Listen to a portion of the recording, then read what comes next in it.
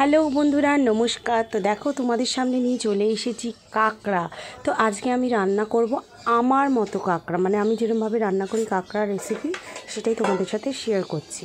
তো প্রথমেই কাঁকড়াগুলো খুব ভালো করে ধুয়ে আমি গোটা গোটাই রেখেছি, আর পা দাঁড়াগুলো ভেঙে নিয়েছি।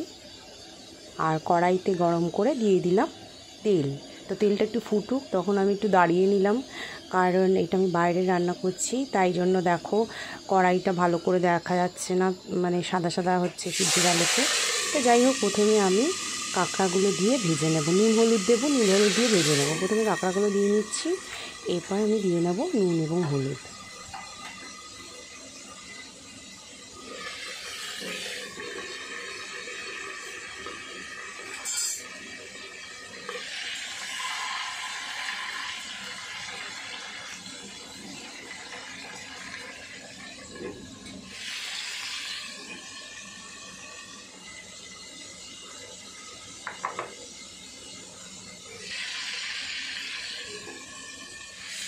কাঁকড়াগুলো যতক্ষণ খুব সুন্দর করে ভাজা হচ্ছে, ততক্ষণ চলো আমরা দেখে নিই মশলার জন্য আমরা কী কী নিয়েছি।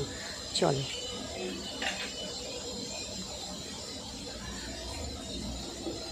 আমি নিয়েছি পেঁয়াজ বাটা, এখানে আছে শুকনো লঙ্কা, কাঁচা লঙ্কা, আদা রসুনের পেস্ট, এটাতে আছে টক দই, কাজু বাদাম, গোটা গরম মশলা, তেজপাতা পেস্ট,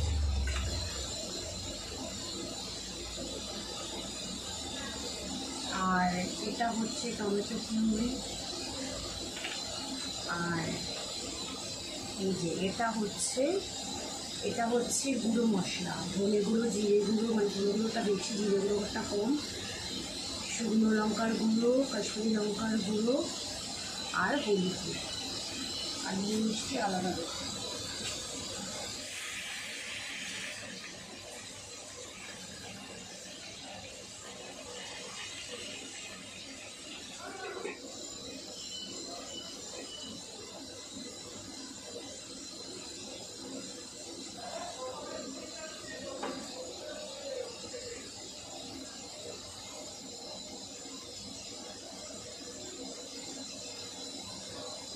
দেখো, কাঁকড়াগুলো খুব সুন্দর করে ভাজা হয়ে গেছে।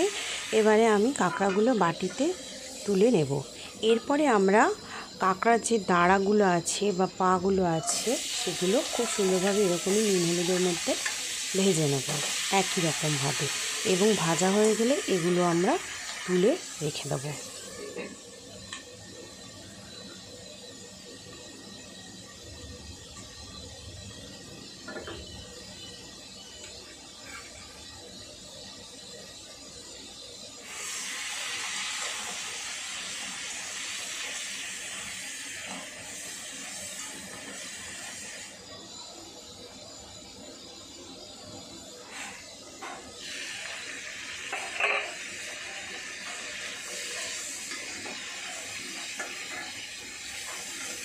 তো দেখো, আমার ভাজার কাজ শেষ। এবার আমরা কড়াইতে যে তেল আছে ওটার সাথে আরেকটুখানি তেল নিয়ে নেব। খুব কম তেলে আমি রান্না করছি, এবং তেলের মধ্যে আমরা চিনি ফোড়ন দেবো। চিনি এই কারণে ফোড়ন দেবো যে রঙটা খুব সুন্দর আসবে।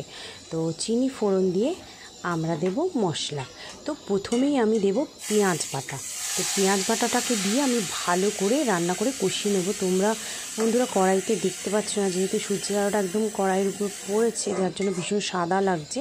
যাই হোক, আমি বলে দিচ্ছি, যতক্ষণ না তেল ছাড়ছে ততক্ষণ পেঁয়াজ বাটাটাকে খুব সুন্দর করে রান্না করতে হবে। যখন তেল ছেড়ে দেবে পেঁয়াজ বাটার থেকে, তখন আমরা দিয়ে দেবো আদা বাটা, রসুন বাটা, কাঁচা লঙ্কা বাটা, শুকনো লঙ্কা বাটার যে পেস্টটা তৈরি করে রেখেছিলাম সেইটা।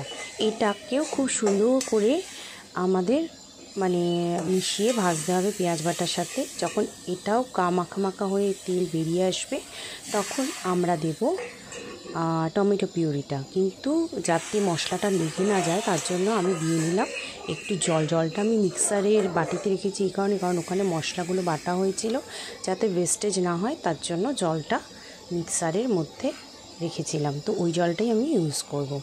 এই যে আমি এখন দিয়ে দিচ্ছি টমেটো পিউরিটা, কারণ আদা রসুন পেঁয়াজ এগুলো সব ভাজা হয়ে গেছে খুব সুন্দরভাবে। এবার টমেটো পিউরিটা যতক্ষণ না টমেটোর গন্ধটা যাচ্ছে ততক্ষণ খুব সুন্দর করে ভাজবো। এটাতেও তেল আপনার যখন দেখবেন সাইড দিয়ে দেখা যাচ্ছে তখন আপনি যে গুঁড়ো মশলাটা পেস্টটা তৈরি করে রেখেছিলেন সেটা আপনি দিয়ে দেবেন।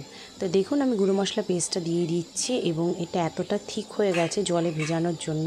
তো সবসময় আমি বলবো আপনারা গুঁড়ো মশলা যখন দেবেন একদম ডিরেক্ট না দিয়ে জলে ভিজিয়ে ইউজ করলে এর টেস্টটা একটু অন্যরকম হয়, মানে বেটার হয় ডিরেক্ট দেওয়ার থেকে। তো দেখুন গুঁড়ো মশলাটা আমরা দিয়ে নিয়েছি এবং এটাকেও খুব সুন্দর করে ভেজে নেব।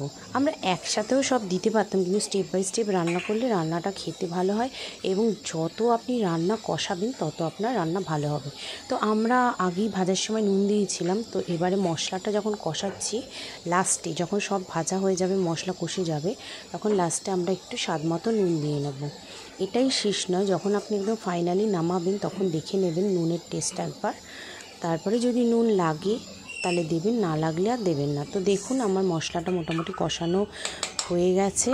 তো এবার আমি দিলাম কাজু বাদাম, টক দই, তেজপাতা এবং গোটা গরম মশলা, মানে আমি নিয়েছি দারচিনি এলাচ লবঙ্গ।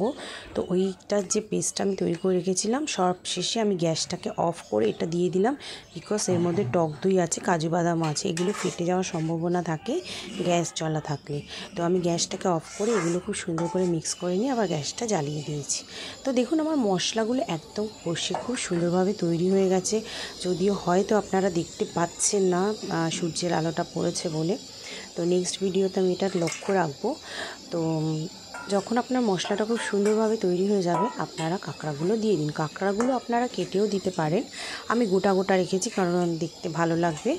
তো আমি নিয়েছিলাম 4টে কাঁকড়া, তো 4টে কাঁকড়াই গোটা আছে, শুধু দাঁড়াগুলো আর পাগুলো ভেঙে দিয়েছি। এবার সেই যে রেস্ট অফ ওয়াটার, মানে যেটা মিক্সিতে ধোয়া মশলা বাটার ধোয়া জলটা রয়ে গেছে সেই জলটা দিয়ে দিলাম। এবার কাঁকড়ার সাথে মশলাটাকে খুব সুন্দর করে মেশাবো, মেশানোর সময় দিয়ে নেব আর একটু নুন। এই নুনটা নুন এবং মিষ্টি এইটা যখন কষে একদম ফাইনালি তৈরি হবে, দেখো মশলাটা এবং কাঁকড়াটা তোমাদের আমি দেখাচ্ছি একদম উপর থেকে। তো দেখো এই রকম হবে দেখতে, দারুণ লাগে খেতে, দুর্দান্ত হয়েছে খেতে, মানে আমি বলে বোঝাতে পারবো না যে কতটা সুন্দর হয়েছে। তোমরাও যদি খেতে চাও তো চলে এসো আমার বাড়িতে কাঁকড়া খেতে। তো এইভাবে রান্না করো, দেখবে দারুণ টেস্ট হবে কাঁকড়াটার, কিন্তু মশলাটাকে খুব ভালো করে কষাতে হবে এবং মশলার সাথে কাঁকড়াটাকেও খুব ভালো করে কষাতে হবে, তবে দেখবে ফাটাফাটি টেস্ট চলে এসছে। তো দেখো আমার রান্না মোটামুটি রেডি। তো এর মধ্যে আমি দেব একটু জল, কারণ কাঁকড়াটাও একটু মশলার সাথে সেদ্ধ হবে, জল দিয়ে আমি ঢাকা দিয়ে দিচ্ছি। এই দেখো আমার কাঁকড়া রান্না রেডি। এবার আমি বাটিতে তুলে এটা সার্ভ করবো। এই দেখো বাটিতে তুলে নিচ্ছি আমি কাঁকড়াটা, তো তারপরে দেখাচ্ছি তোমাদের।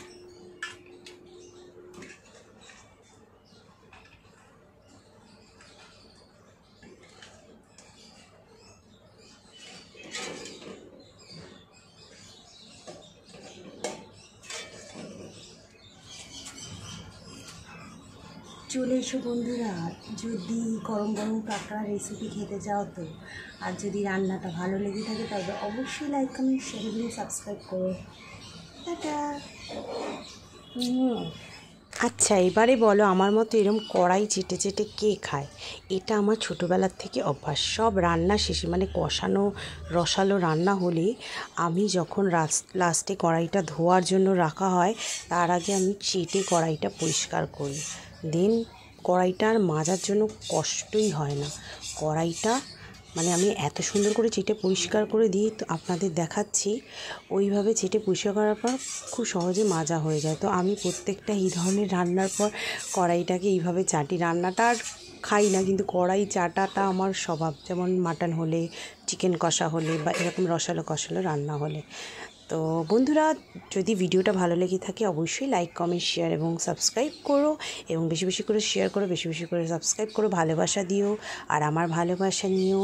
আর তোমরা রান্না করে এটা অবশ্যই ট্রাই করবে বাড়িতে, এবং কেমন হলো খেতে অবশ্যই আমাকে জানাবে। তো এরকম একবার কড়াই চেটেই দেখো না, দারুণ লাগে চাটতে লাস্টে কড়াইটা। তো টাটা সবাইকে, ভালো থেকো সুস্থ থেকো।